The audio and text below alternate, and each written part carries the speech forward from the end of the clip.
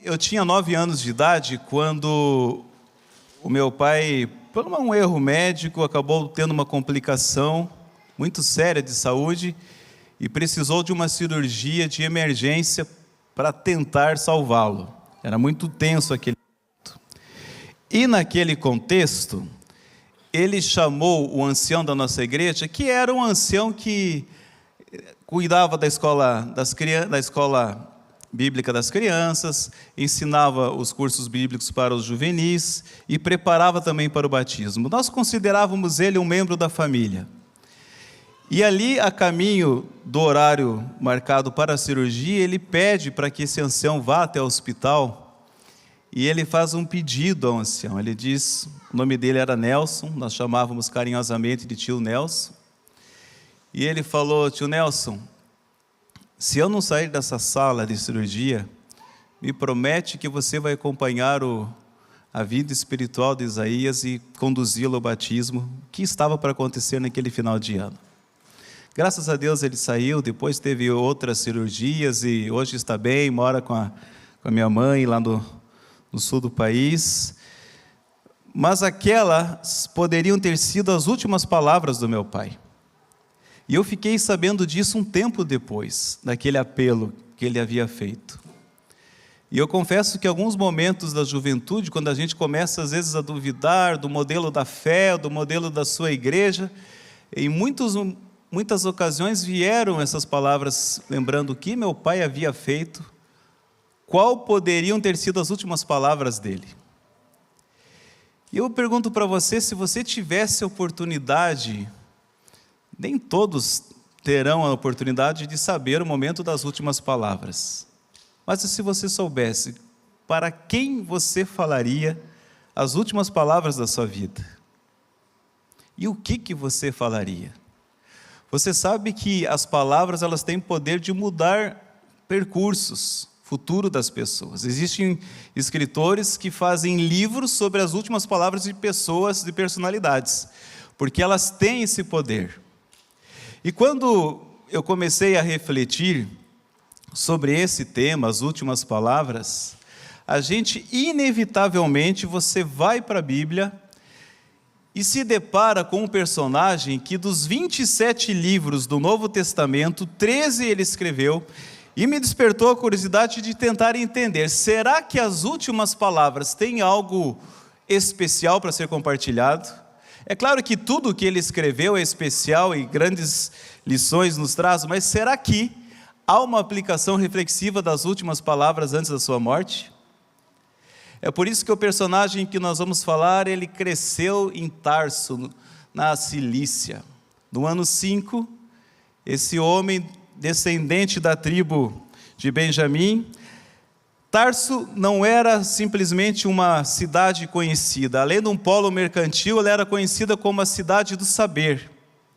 Naquela época, os grandes ensinadores, os grandes mestres, eles viviam e frequentavam a cidade de Tarso. E é naquele ambiente, ele, como descendente de uma família judaica, da tribo de Benjamim, ele tinha os privilégios de frequentar e de se preparar para que se tornasse um judeu ortodoxo com toda a sua categoria e conhecimento.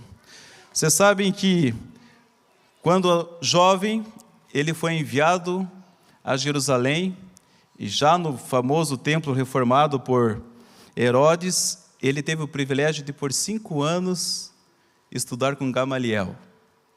Gamaliel, nos dias de hoje, ele seria o PhD mais procurado para orientação de doutorado. E ali ele ficou, por esse tempo, aprendendo todos os princípios para que realmente ele se tornasse um membro da mais alta cúpula judaica da sua época. E é interessante que, além do aprendizado da Bíblia, ele se tornou um especialista na lei oral, que era uma lei que regia todos os costumes e princípios do dia a dia. Em resumo, um homem que sabia mesmo, sabia muito. E nesse contexto de aprendizado, ele começa a ouvir que lá na Galileia um movimento começa a se criar, e esse movimento começa a preocupar. Porque era um movimento que, aos olhos de alguém tão fiel à palavra, alguém que levava tão a sério a lei, ao ponto da letra, ele se preocupou que aquele movimento poderia trazer discórdias e problemas para o cristianismo. E sabe o que acontece? Olha o verso de Gálatas. Aqui primeiro ele cita que ele superava os judeus da sua época em zelo pelas suas tradições.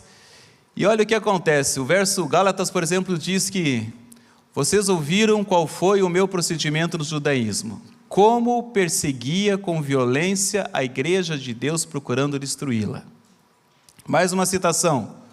Saulo, por sua vez, devastava a igreja, indo de casa em casa, arrastava homens e mulheres e os lançava na prisão. Tudo isso em nome da defesa de uma lei para que se mantesse um princípio e não se criasse heresias, não se criasse discórdias ou movimentos que discordassem de tudo aquilo que ele acreditava. Mais uma citação dele. Saulo, respirando ainda ameaças e morte contra os discípulos do Senhor, dirigiu-se ao sumo sacerdote. E foi exatamente isso que fiz em Jerusalém. Olha ele falando: com autorização dos chefes, dos sacerdotes, lancei muitos santos na prisão, e quando eles eram condenados à morte, eu dava o meu voto contra eles, em nome da defesa da Bíblia e daquilo que ele havia estudado e ele acreditava. Em minha fúria contra eles, cheguei a ir a cidades estrangeiras para persegui-los. Esse é o contexto do homem, até então Saulo, que a gente vai falar um pouquinho sobre as últimas palavras dele. Um homem estudado, um homem respeitado, um cidadão romano honrado, que estava perseguindo e colocando na prisão cristãos em nome da fé. Até que um dia, a caminho de Damasco, para mais uma empreitada de perseguir e matar cristãos, ele literalmente cai do cavalo.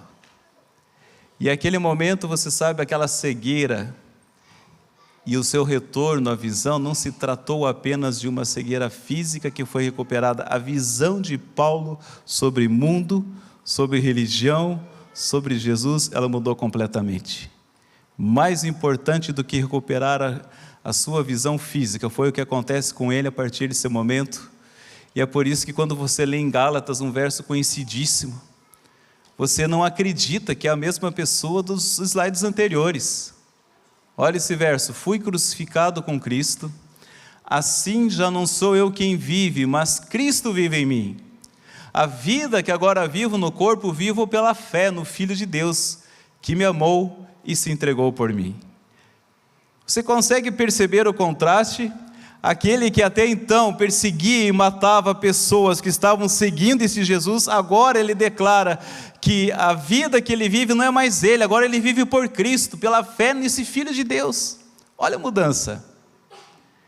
E é tão interessante que ele fala de algumas coisas. Olha, em Filipenses tem essa citação: quero ainda, irmãos, cientificar-vos de que as coisas que me aconteceram, elas têm contribuído para a pregação do Evangelho, para o progresso. Do que ele está falando aqui? Que coisas que aconteceram? Eu fiz uma listinha. Tem 14 itens na lista aqui. Olha o que contribuiu: perseguido em Damasco, rejeitado em Jerusalém, esquecido em Tarso, apedrejado em Listra, açoitado em Filipos, escorraçado em Tessalônica, expulso de Bereia, chamado de tagarela em Atenas, chamado de impostor em Corinto, enfrentou feras em Éfeso, foi preso em Jerusalém, acusado em Cesareia, picado por uma cobra em Malta e até então agora condenado em Roma. Ei, amigos, o que eu falei no verso anterior? As coisas que contribuíram para o progresso do Evangelho. Você está achando difícil a tua vida como cristão? Você está achando difícil permanecer como cristão, porque está surgindo muitos desafios, muitos problemas? Você está achando difícil ser um adventista, porque tem provações, tem críticas, tem oportunidades que você perde? Lembra dessa listinha de Paulo? Olha o que esse homem passou em defesa da fé. Olha o tipo de provação, de sofrimento que ele diz que isso contribuiu para o progresso do Evangelho. Esse é o cenário desse homem, até que chega no último livro que nós acreditamos ele tem escrito, que é segundo o livro de Timóteo, 2 Timóteo. Agora você vai pegar a sua Bíblia. E a gente vai ler alguns versículos do capítulo 4 de 2 Timóteo. Vai lá. Abra a sua Bíblia, porque o livro de Timóteo, o capítulo 4, é uma carta pessoal, é um sentimento. Paulo olhava para Timóteo como um filho. E esse capítulo, esse segundo livro, ele é dividido em 4 partes. Na primeira parte, Paulo se preocupa em fortalecer o discipulado, em fortalecer a jornada de Timóteo. No segundo capítulo desse livro, ele apresenta de forma prática como ele deveria lidar com os problemas, com as crises que a igreja existiria. No terceiro capítulo, e penúltimo, ele apresenta o tom profético e a importância de permanecer fiel à palavra. E aí vem o 4º capítulo, onde se trata claramente de uma carta pessoal e essas últimas palavras a Timóteo. Você encontrou aí? Então feche seus olhos. Vamos pedir a orientação de Deus na leitura desse texto. Nosso Deus, nós abrimos aqui a Tua Palavra porque nós queremos ler aqui algumas citações, alguns versos que podem fortalecer a nossa fé, a nossa dependência de Ti. Eu quero te pedir que a Tua igreja possa estar sentindo a presença do Espírito Santo entre nós. Que nesse momento nada desconcentre, que nada tire o nosso foco, a nossa atenção, e que nós não venhamos a escutar pensamentos humanos, mas que nós possamos escutar a voz de Deus. Em nome de Jesus, amém, Pai. Lê comigo ali, vamos ler do verso 4 até o verso 5, a primeira etapa. Na presença de Deus e de Cristo Jesus, que há de julgar os vivos e os mortos, por sua manifestação e por seu reino, eu o exorto solenemente. A minha versão é um pouquinho diferente, essas palavras, mas pregue a palavra, esteja preparado a qualquer tempo e fora de tempo, repreenda, corrija, exorte com toda a paciência e doutrina, pois virá o tempo em que não suportarão a sã doutrina, ao contrário, sentindo coceira nos ouvidos, juntarão mestres para si mesmos, segundo os seus próprios desejos. Eles se recusarão a dar ouvidos à verdade, voltando-se para os mitos. O verso 5, você, porém, seja moderado em tudo, suporte os sofrimentos, faça a obra de um evangelista e cumpra plenamente o seu ministério. Esse primeiro versículo, quando você olha o versículo prega a palavra, o versículo 2, quando a intenção de Paulo, ao começar com essa citação, prega a palavra, Paulo tinha uma necessidade de deixar claro para Timóteo que a única fonte que deve ser usada para a pregação do Evangelho é a palavra. Toda a mensagem, ela deveria se basear na palavra. Isso é muito importante e traz uma aplicação para os dias de hoje, porque, amigos, hoje nós temos uma facilidade, a internet está cheia de mensagens para você acompanhar. Entra no YouTube, no Instagram, ela está cheia de mensagens. Mas olha, eu tenho visto cada pregador que está preocupado com as visualizações, com os likes, e não sabe mais usar a palavra, ou não quer usar a palavra. Tem excelentes, nós vivemos, hoje no Brasil, você acompanha um movimento muito forte de um modelo de igreja que tem crescido, e excelentes pregadores, com muitos seguidores, mas amigos, o que tem de sermão coaching ali não é fácil, é muita coisa. Cuidado com o tipo de pregador que você anda acompanhando. E você que é pregador, você que está aqui, você que acompanha pela internet, Cuidado como que você está escolhendo as suas mensagens. Você está escolhendo pela palavra ou porque tem uma história bonita para contar? Você sabe que tem pregadores que fazem um lindo sermão, livro de filosofia, mensagem, histórias, aí no final ele pensa, agora eu preciso achar um verso, deixa eu vir na Bíblia aqui para fundamentar a minha mensagem. Está errado. Está errado. Cuidado com os sermões motivacionais que você anda acompanhando na internet, viu? Eu sei que isso é tentador, tem muita coisa boa, mas também tem muita coisa humanista, simplesmente para mexer com as nossas emoções, mas a palavra não está ali. É por isso que Paulo começa, prega a palavra. Essa é o primeiro pedido de Paulo. Aí ele segue na sequência ali, corrige. Sabe que a palavra corrige, por mais dura que pareça, mas no grego, electo, essa palavra electo, ela literalmente significa condenar. Condena. Não tem rodeio não, amigo. O pecado precisa ser condenado.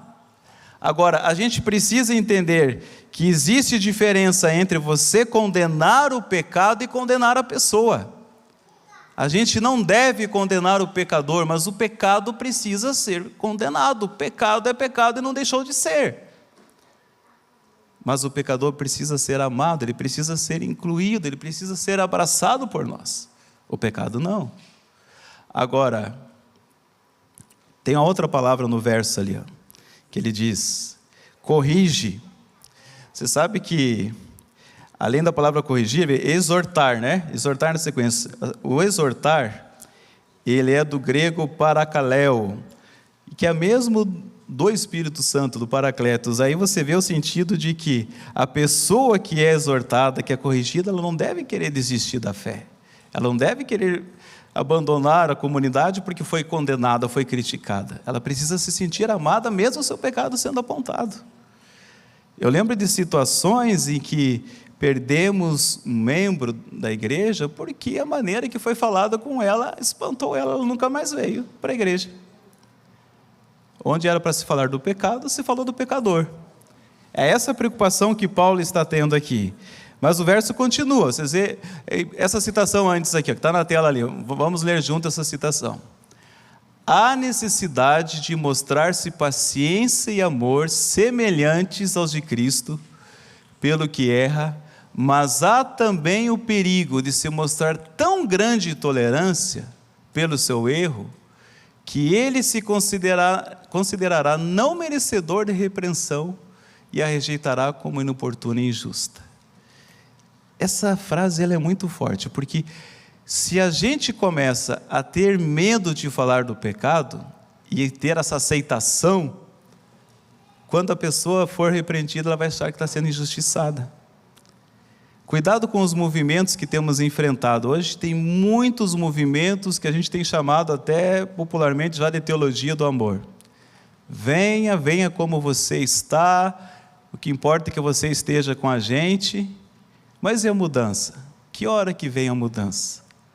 Então a aceitação ela é importante, mas o pecado precisa continuar sendo pecado. Cuidado com esses movimentos que estão tentando distorcer essa visão. E o verso encerra ali, exorta com toda a longanimidade e doutrina. E aí vem o próximo verso, pois haverá tempo em que não suportarão a sã doutrina, pelo contrário, cercar-se-ão de mestres segundo as suas próprias cobiças. Sabia que nessa época de Paulo, havia uma turma chamada de sofistas. Esse grupo, ele andava pelas cidades e por algum valor em dinheiro, eles pregavam o que você quisesse. Eles falavam aquilo que te agradasse. E eles te ensinavam, inclusive, a defender argumentos de coisas erradas, fazendo com que aquilo parecesse certo. É para esse grupo que agora fala, cuidado, porque haverá um tempo em que vai doer no ouvido a sã doutrina. E amigos, a gente está cheio de sofistas modernos. Tem muita gente falando hoje coisa que só quer agradar, não quer falar a verdade. O que importa é agradar, o que importa é crescer meu número de seguidores, ou meu número de membros da minha igreja. Olha a atualidade de um conselho dado para Timóteo. Olha o verso: se recusarão a dar ouvidos à verdade, entregando-se às fábulas. Parece que às vezes é mais fácil dar ouvido às fábulas do que à verdade. Tu, porém, ao verso 5 que a gente leu ali, sê sóbrio. Essa é a palavra, sê sóbrio. Essa palavra no original, nefeim, significa tenha domínio próprio, tenha equilíbrio. Isso quer dizer, amigos, que o radicalismo, tanto para um lado como o liberalismo para o outro, os dois estão errados. Ser sóbrio, tenha equilíbrio, tenha domínio próprio. E aí vem a famosa citação do verso 6, mas antes dela, você precisa ver esse vídeo aqui que ajuda a entender um pouquinho mais qual era o cenário que Paulo escreveu, os próximos 3 versos que a gente vai ler. Acompanhe um pouquinho. Esse vídeo é uma filmagem própria quando eu estive em Roma. E de tudo que é bonito que você vê em Roma, algo muitas vezes ignorado pelos turistas é a prisão marmetina. Se você já foi lá, você vai entender um pouquinho. Quem já foi lá? Levanta a mão, quem conhece lá? Você percebe que hoje tem uma escadaria ali, que na época de Paulo não tinha. Foi feita para os turistas. Mas é nesse ambiente que Paulo escreve os versículos que a gente vai ler, que já leu e que vai ler a seguir. Olha a situação, um lugar escuro, um lugar frio. Foi na época do verão, estava frio ali, é um lugar úmido. Consegue ver a cozinha ali, o banheiro? Consegue ver alguma coisa? Não tinha nada. É nesse lugar escuro, é nesse lugar frio, é nesse lugar onde a abertura era um buraquinho em cima que vocês viram no início do vídeo ali, o contato que se jogava alguma comida. É nesse ambiente que a gente tem Paulo escrevendo, ciente de que estas eram suas últimas palavras antes de ser condenado e executado por Nero. É nesse ambiente que faz sentido você ler o verso 6. Quanto a mim, estou sendo já oferecido por libação, e o tempo da minha partida é chegado. O que é essa palavra libação? Você sabe que na época romana, durante as festas, durante as comemorações, no final eles jogavam uma taça de vinho como se fosse homenagem aos deuses. Era essa a libação, era um oferecimento de um sacrifício aos deuses. A visão de Paulo, quanto a mim estou sendo oferecido como libação, não é agora estou sendo condenado, acabou tudo para mim, não. Esse é o momento em que estou sendo oferecido ao meu Cristo como sacrifício. Era essa a visão que ele estava tendo. O meu tempo e a minha partida é chegado. Combati o bom combate, completei a carreira e guardei a fé. Você sabe que a palavra aqui, para combate, na época dos jogos da Grécia, todos os competidores que vinham de todo o mundo para as competições, eles eram obrigados a chegar e declarar que tinham pelo menos treinado 10 meses, que não iam cometer nenhuma infração, nem o doping da época, nada, jogo sujo para tentar vencer. E essa palavra significava que eles realmente estavam prontos, de maneira limpa, de maneira honesta para competir. É nesse sentido, combati o bom combate, guardei a carreira, guardei a fé e completei a carreira. E quando a gente vê a palavra do completei a carreira, vocês sabem que na época dos jogos gregos que surgiu a palavra maratona. Muitos aqui devem gostar de uma maratona, de uma competição, mas sabem que o contexto que essa palavra surge é quando os gregos eles tinham uma luta contra os persas e estavam sendo considerados impossível deles vencerem. E se eles não tivessem vencido, a Grécia que vocês conhecem hoje não existiria. Mas eles venceram, e a história conta que pela vitória, um soldado saiu do campo de batalha e andou e correu por um dia, uma noite toda, até chegar às autoridades, e quando ele chegou, ele disse: vencemos, e caiu morto. É aí que surge o contexto, e é nesse contexto conhecido em que a palavra faz sentido: combati o bom combate, completei a carreira. É esse o sentido que Paulo estava querendo explicar e deixar como registro naquela época. Guardei a fé. Eu acho que a melhor maneira de você entender um pouquinho esses últimos momentos de Paulo é assistindo esse pedaço desse filme. Quem sabe você já tenha visto em algum momento, mas eu vou pedir para o pessoal colocar para nós. Tenta emergir um pouquinho nesse momento, esse contexto que Paulo falou essas últimas palavras.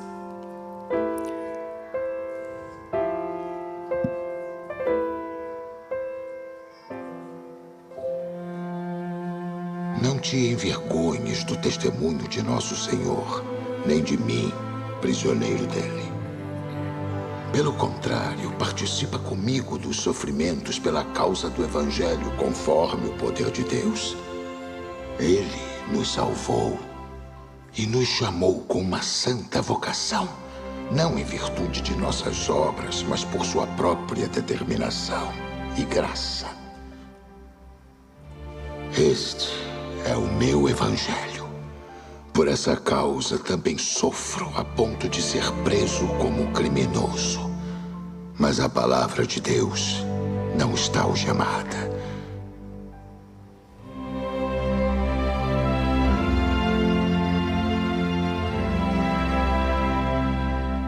Quanto a mim, já estou sendo derramado como libação.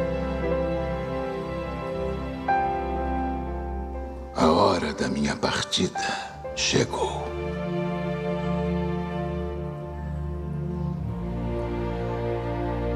Eu combati o bom combate.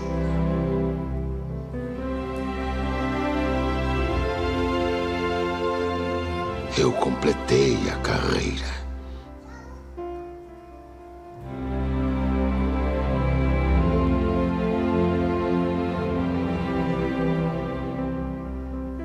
Eu guardei a fé.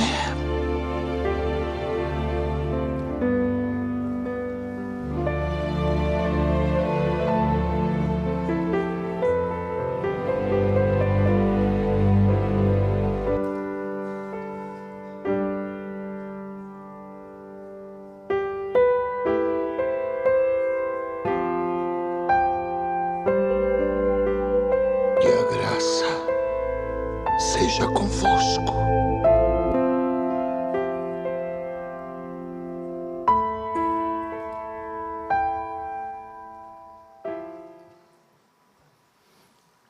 A gente consegue sentir um pouquinho mais do que foi esse momento, os últimos momentos em Roma. E é interessante que essa parte encerra com um versículo, verso 8, que diz assim: agora me está reservada a coroa da justiça, que o Senhor, justo juiz, me dará naquele dia.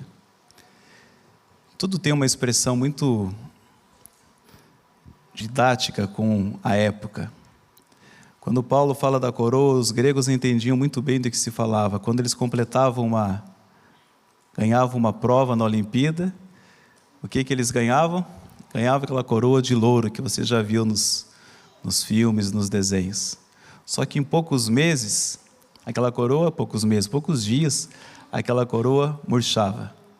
Mas Paulo encerra o verso dizendo: agora me está reservada a coroa da justiça. A coroa que Paulo esperava aqui não é a coroa de louro que em poucos dias ou semanas iria murchar. A coroa que ele esperava aqui é a coroa que eu e você podemos esperar hoje, e devemos esperar hoje.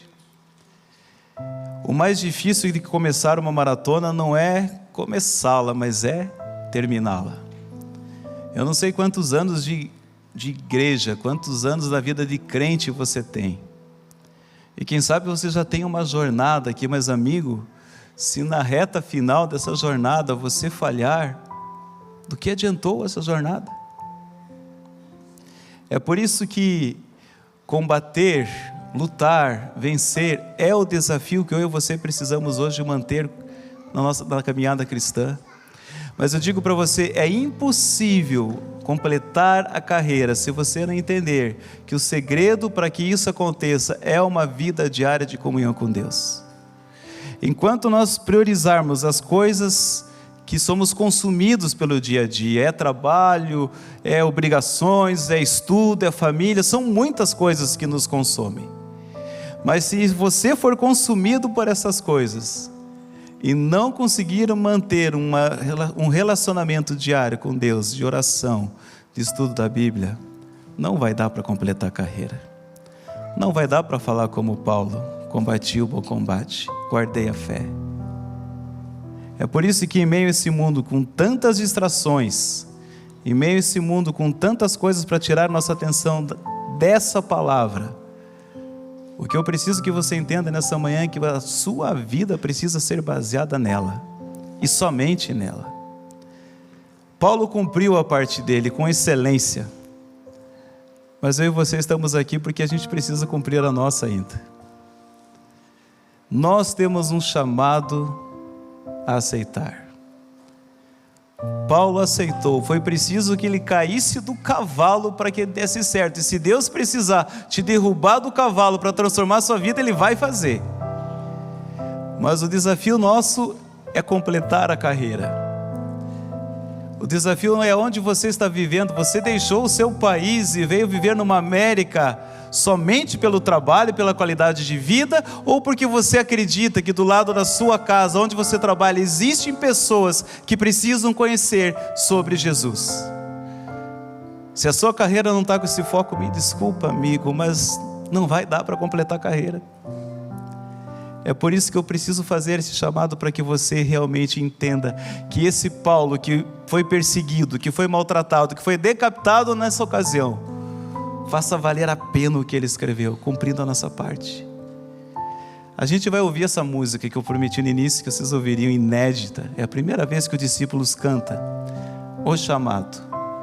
E vai ser bom porque toda vez que você ouvir ou lembrar, eu quero que você lembre dessa pergunta: você está vivendo, está treinando, está se preparando como atleta de Cristo para completar a carreira? Enquanto você ouvir essa música, eu quero que você converse com Deus. Deus, me derruba do cavalo se for preciso. Deus, me ajuda, tem tanta coisa que eu preciso largar para conseguir vencer essa guerra, essa batalha, completar essa carreira. Tira isso de mim, me deixa leve para correr até os teus pés. E eu sinto que eu devo fazer esse apelo para você.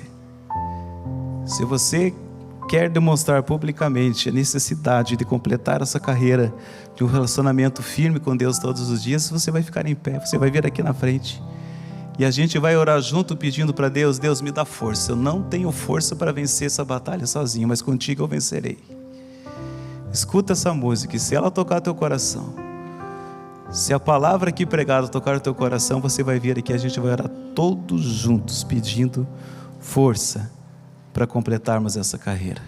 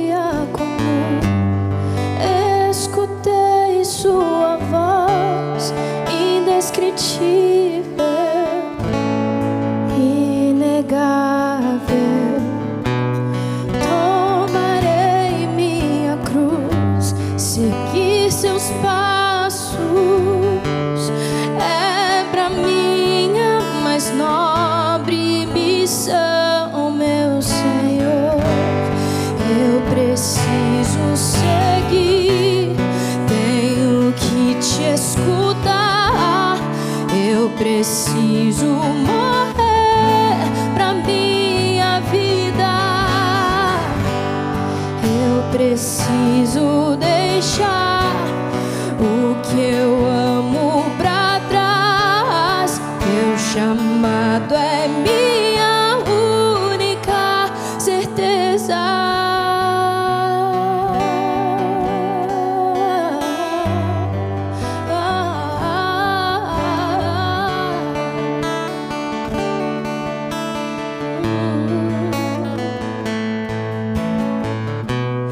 Não me frustro com o silêncio de Deus. Tua palavra é pra sempre. Ele é o Deus que não mente. Eu prossigo, me levanto e vou. Sua ordem é ir pra trás, não volto nunca mais. Eu preciso seguir, tenho que te escutar. Eu preciso morrer pra minha vida. Eu preciso deixar o que eu amo pra trás. Teu chamado é minha única certeza.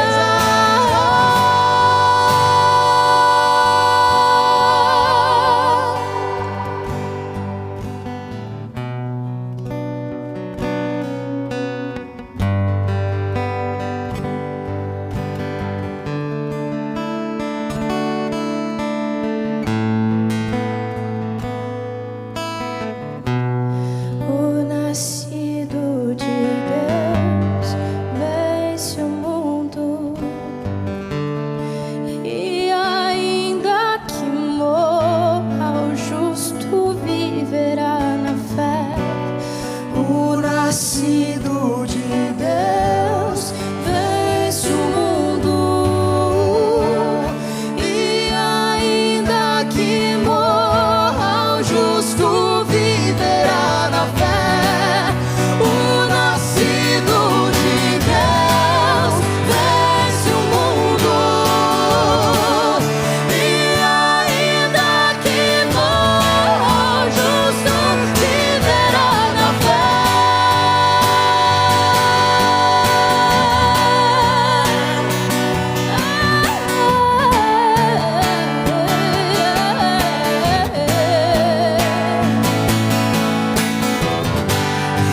Eu preciso seguir, tenho que te escutar. Eu preciso morrer pra minha vida.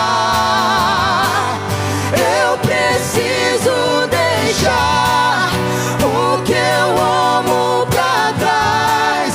Teu chamado é minha única certeza.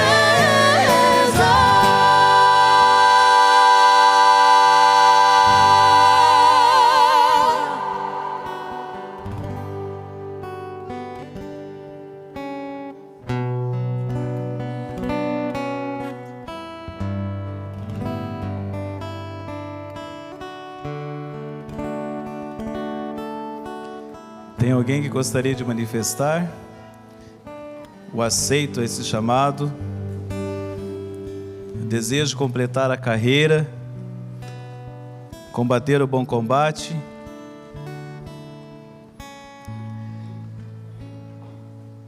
Que você possa lembrar todos os dias nessa caminhada que esse Deus está te chamando. Você vai tropeçar, a jornada é longa. Se você tropeçar, se a gente cair, sabe que existe um Deus que está do nosso lado nos levantando, para que a gente possa continuar essa jornada juntos. E essa coroa de Paulo, ela está prometida para você. A sua está guardadinha te esperando.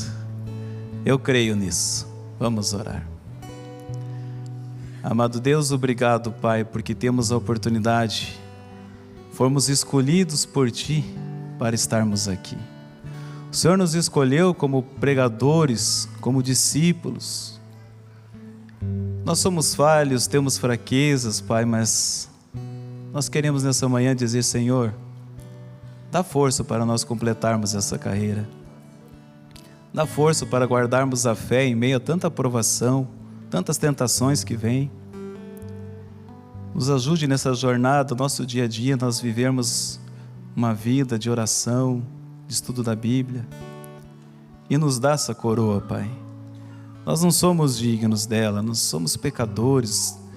Tem pecados que nós aprendemos a conviver com eles, mas, Pai, nós queremos essa coroa, Pai. Faça o que for preciso, Pai, para que a nossa vida seja transformada e um dia possamos estar ao lado de Paulo dizendo: valeu a pena cada momento dessa história.